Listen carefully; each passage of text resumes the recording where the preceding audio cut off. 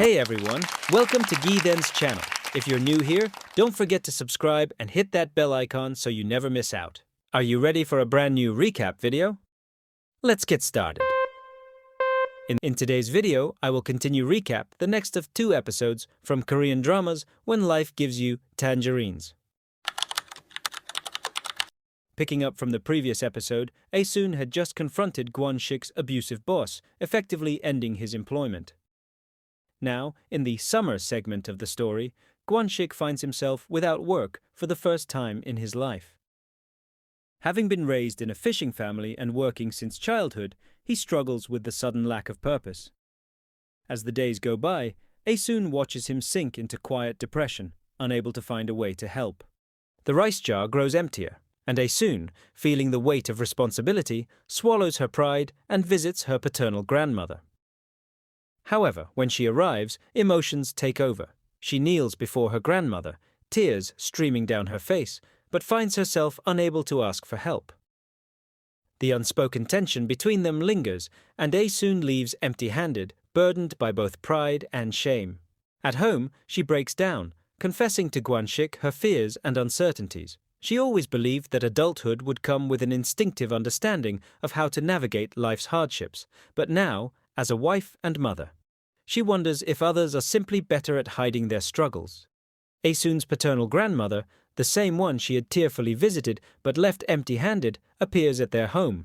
Without hesitation, she hands over everything she owns, revealing that she has been secretly saving money since before the war.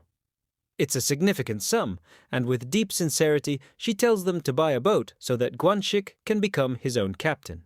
This moment is given even more weight through a flashback to the past, right before Ae-soon's mother, Kwang-rae, passed away.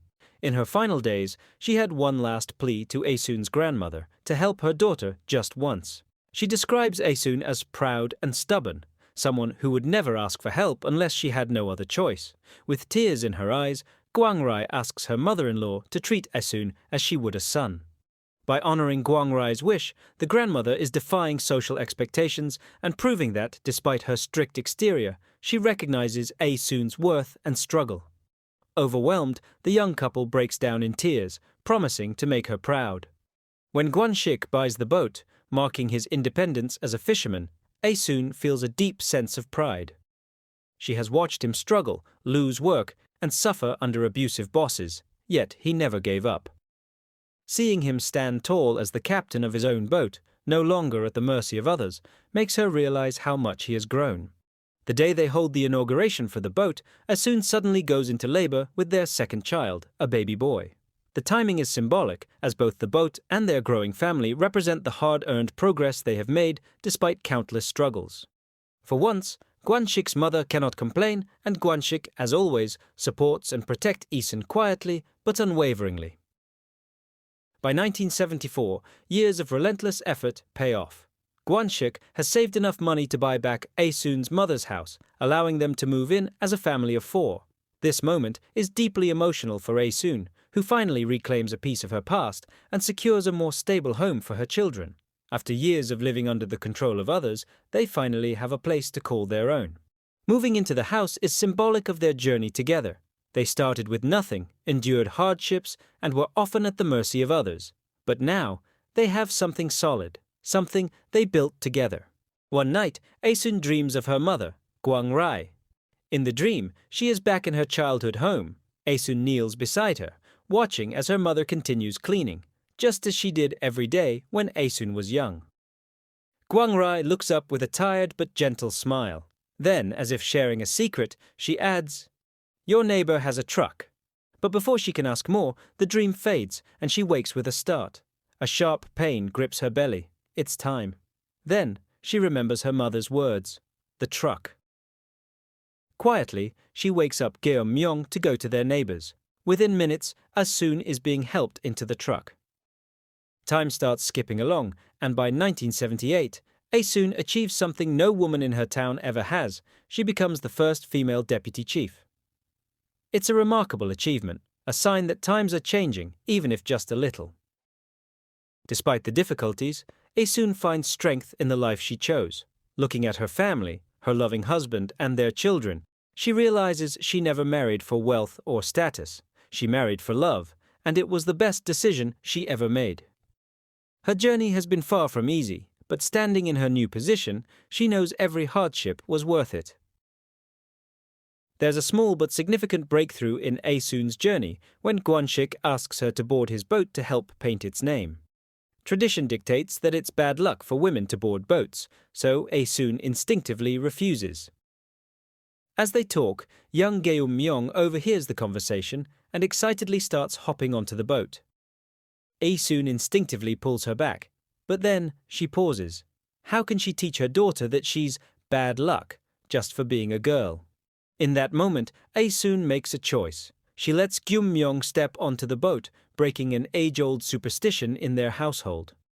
Gwonshik, instead of protesting, welcomes their daughter on board with a smile, a sign of his own quiet defiance of tradition.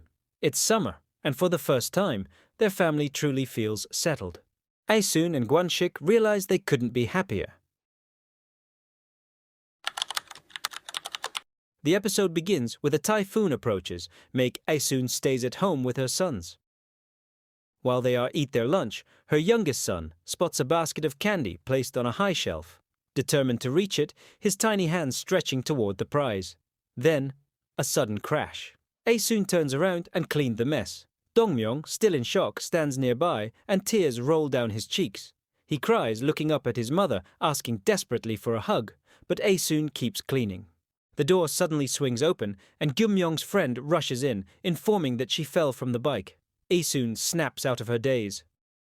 Her eyes widen and she rushes to her feet, grabbing a shawl as she dashes out the door. Dongmyung watches her leave, his tears still fresh, but she doesn't turn back. Gyum-myung is fine, but when Aesoon returns home, both boys are gone. Panic sets in, and the search begins. They quickly find the middle child. The aunties found him, but the youngest, Dongmyung, only 3 years old, is still missing. And Aesoon then realizes that Dongmyung is also trying to find her. The auntie asks Gyum-myung to call the chief officer and inform her father and all villagers. With wind and rain raging, the entire village joins the search, desperately praying and calling out his name. Then, the worst happens. They find him, but he's not alive. Aesoon collapses to the ground, cradling her baby in her arms, refusing to accept what's happening. Why isn't anyone calling an ambulance? She asks. But everyone knows there is no saving him. The villagers stand around her, sobbing, but Aesoon is frozen in shock, unable to process the reality. Then, Gwonshik arrives. Seeing his lifeless son in Aesoon's arms, he falls to his knees and wails, a heartbreaking sound of a father's grief. Aesoon remains blank-faced, silent, her mind unable to catch up with what her heart is feeling.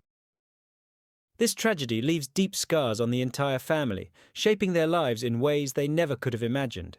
Aesoon drowns in guilt, haunted by the memory of the last moment she shared with her youngest son. Not a hug, not a kind word, but a scolding over something as insignificant as spilled candy. The regret is unbearable, looping endlessly in her mind.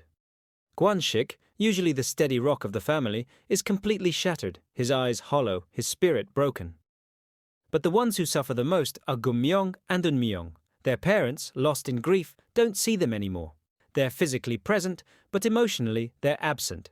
The children stop trying to reach them. Gwonshik realizes that Gyum-myung hasn't showed him any of her perfect schoolwork and asks why. She breaks into convulsive sobs, saying it's all her fault. If she hadn't been riding her bike in the typhoon, this wouldn't have happened. At the same moment, Aesoon learns that the reason her son isn't talking to her is not because he's angry about his brother's death, but because he too feels like it's his fault. If he hadn't left the house first, then his little brother wouldn't have trailed behind him.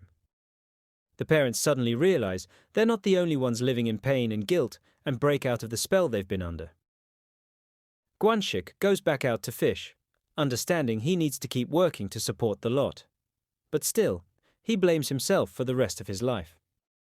After their immense loss, Aesoon and Gwonshik struggle to move forward, but the people around them refuse to let them fall, the whole village gathering for a small meal at Aesoon and Gwonshik's home.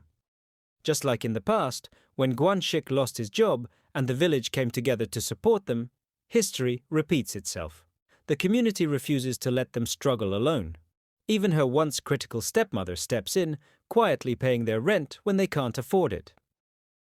When we hit 1987, we see that the old Aesun played by Moon Sori and Gwangsik played by Park Hae-jun in front of SNU, which their daughter Gyeom-myung played by IU goes to those college. One of those smarties sets his eyes on Gyeom-myung instantly. This is Park Yong-byom, played by Leejunyoung, and we see that his mother is the horrible rich. Of course, Gwan-shik hates him immediately, and Aesun is all for him. And the two kids start dating in Seoul, while Gyeom-myung's parents are far, far away. At the same time, Gwan-shik and Aesun are just as in love as they've always been, which, unfortunately, puts even more pressure on Gyeom-myung to have a fairy tale marriage, as well as to perform perfectly as the successful child who got out of Jeju. What do you think about this episode? In my opinion, episode 5 and 6 of this drama are truly emotional and offer a powerful narrative, especially the part where Aesun and Gwan-sik have to keep moving forward for their other children after losing their youngest one. What will happen next in Aesun's journey with her small family? Stay tuned for our recap in the upcoming episodes. Thank you for watching, and hopefully you will love this recap episode.